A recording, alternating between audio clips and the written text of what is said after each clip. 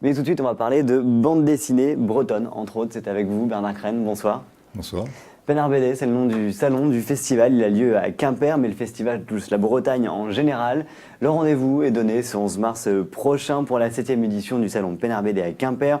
Une journée complète du coup autour de la BD, des rencontres, des expositions, des challenges également. Derrière un tel rendez-vous, c'est forcément une rencontre de passionnés, non ? Carrément. On l'a créé il y a 7-8 ans maintenant avec des copains passionnés de BD. On voulait créer un moment fort sur la BD, autour de la BD à Quimper.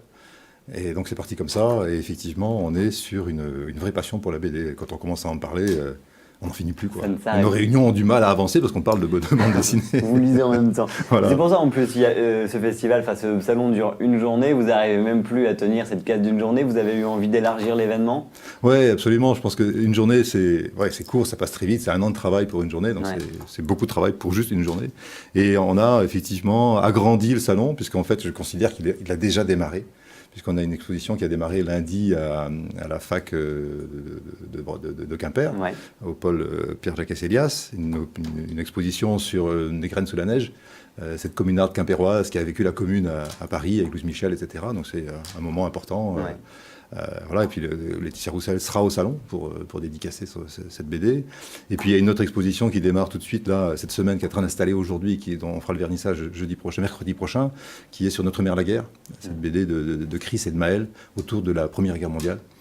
Et une BD dure, forte, mais avec très très belle exposition également.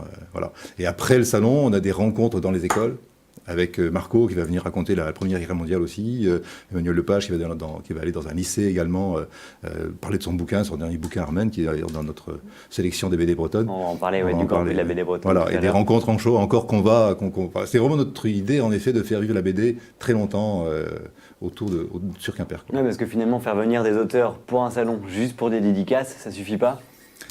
C'est un grand moment déjà. Ouais, c'est déjà pas mal. C'est déjà un grand moment. On se rend compte que les auteurs et le public ont envie d'autre chose, quoi. Voilà, je pense qu'il y a moyen de faire vraiment autre chose autour de la BD. C'est tellement riche, c'est tellement nouveau, c'est tellement changeant, varié que oui, on a envie de faire ça plus longtemps.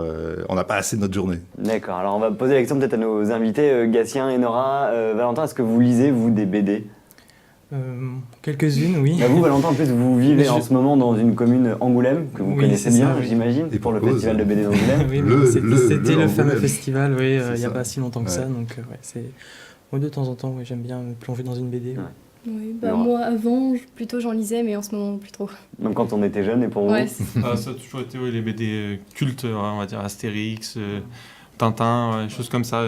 Pas encore les BD bretonnes, mais ça peut venir. Donc on l'entend dans leur discours, beaucoup de BD pour les jeunes, et finalement on se rend compte en voyant toute la sélection et en entendant parler Chris par exemple, l'auteur brestois, on se rend compte que les BD touchent tous les publics, et y compris finalement les plus de 20 ans. Tous les publics, toutes les époques, tous les styles, toute l'imagination possible, quoi. Le 7 à 77 ans, on disait ça dans le temps, je ne sais pas si on le dit encore aujourd'hui. Mais voilà, effectivement, c'est tous les publics qui sont concernés par toutes sortes de bandes dessinées, toutes sortes de styles de dessins, de scénarios. Il y a de tous les styles, il y a de toutes les histoires. C'est hyper riche, quoi. D'ailleurs, vous avez un grand prix qui est lancé, le Grand Prix de la BD bretonne, qui représente bien toute cette variété justement de dessinateurs, d'auteurs et de thématiques abordées. Ce concours, ce Grand Prix, il est déjà ouvert. Expliquez-nous comment fonctionne-t-il. Absolument, il est ouvert, donc c'est la 7e édition, donc 7e Grand Prix. Juste pour l'anecdote d'ailleurs, pour savoir le gagnant du prix de la BD bretonne de l'année dernière, c'est Damien Cuvillier qui a fait l'affiche que vous avez vu tout à l'heure, qui est derrière vous, qui est juste à l'écran. Donc il fait l'affiche de l'année suivante. Donc c'est toujours un cadeau qu'il nous fait, c'est assez merveilleux. J'imagine que ça doit leur plaire création en plus, pour nous, quoi. Et pour nous et pour la communication. Et donc oui, il y a des BD bretonnes. Alors BD bretonne, c'est soit l'auteur breton, soit le thème breton. Et voilà. Et donc il y en a, on en sélectionne une quarantaine au départ. Il y a au moins une 40 BD qui sont sorties en 2017 qui concernaient ces thèmes-là. Et après, entre nous, avec nos partenaires, les médias, on sélectionne 6. Alors elles sont là. Voilà, les 6 sont là. Donc on vote.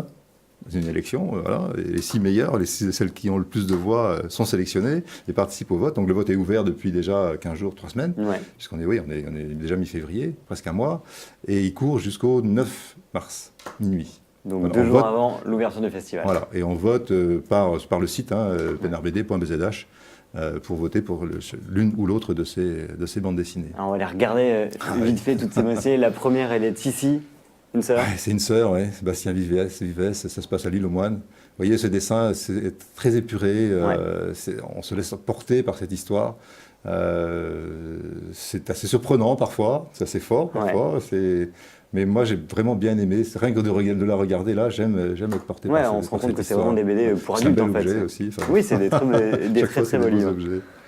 La seconde que vous avez emmenée avec vous? C'est Mulot, c'est un peu la surprise d'ailleurs de la sélection qui arrive à être sélectionné. C'est une histoire c'est des animaux, derrière on voit bien que l'humanité n'est pas loin derrière. Et donc un personnage qui a du mal à se trouver, qui se retrouve dans une situation un peu particulière sur cette île où il se retrouve avec des conflits, des choses comme ça, des choses assez dures à régler aussi. C'est assez surprenant. Alors, il va nous rester 30 secondes et 4 BD. Voilà, ça va être très vite. Bon, quoi. Voilà, c'est Maël et Fournier, les prisonniers noirs pendant la Deuxième Guerre mondiale, prisonniers des Allemands en Bretagne. Donc le 2 va sortir bientôt avec ça va être très spécial, je pense. Chris, dont vous parliez tout à l'heure. Voilà. Armen, que vous Armen, alors là, pour moi, c'est le truc énorme, quoi. J'adore cette bande dessinée. Votre coup de cœur, quoi. Sans vouloir influencer qui que ce soit, bien entendu. Non, c'est votre coup de cœur. C'est mon coup de cœur, en effet. Rien que la couverture, le dessin d'Emmanuel Lepage, le scénario fort, quoi, entre la construction du phare, la ville 10. Puissant. Ce sont des très beaux livres, de très beaux dessins à chaque fois. L'homme qui n'avait pas les armes à feu. Pour Salomon, pour la Bretagne, un western comique, mais en même temps aussi c'est pareil, il y a des messages dedans, et puis le scénario du panneau, l'auteur de Un océan d'amour, qui était prix de la BD Bretonne il y a 3 ans, donc cette BD muette, je ne sais pas si vous ne l'avez pas, alors achetez-la parce qu'elle est vraiment formidable celle-là. Une BD muette. Une BD muette, il n'y a pas une bulle dans la BD, et alors ça, vous la lisez, vous la relisez, vous la regardez en fait, et vous lisez au travers des images. Et du coup on s'imagine les dialogues. Et la dernière? L'adoption, c'est le tome 2, c'est une histoire d'une petite fille orpheline dont les parents sont morts dans un tremblement de terre en Amérique du Sud et qui est adoptée illégalement en France, donc qui repart, et puis il y a le grand-père qui va la chercher parce alors qu'il était très dur au départ, il a un cœur, son cœur il a fondu quoi, pour cette petite fille, il va la rechercher. Et après, c'est un peu plus compliqué que ça dans l'histoire, mais c'est ça, c'est très touchant aussi. Bon, en tout cas, une très belle sélection de passionnés, 6 ouvrages à lire forcément, et puis les votes sont ouverts jusqu'au 9 mars. Nombreux. Et puis rendez-vous, quoi qu'il arrive, le 11 mars au salon de PNRBD. Ça coûte pas cher, en plus c'est 3 € l'entrée du salon. Et puis ça, Et ça vaut le coup. Il y a des expos, des choses comme ça pendant. Ça se passe du côté de Quimper. Merci à vous, Bernard, d'être venu nous parler de votre passion et de ce salon.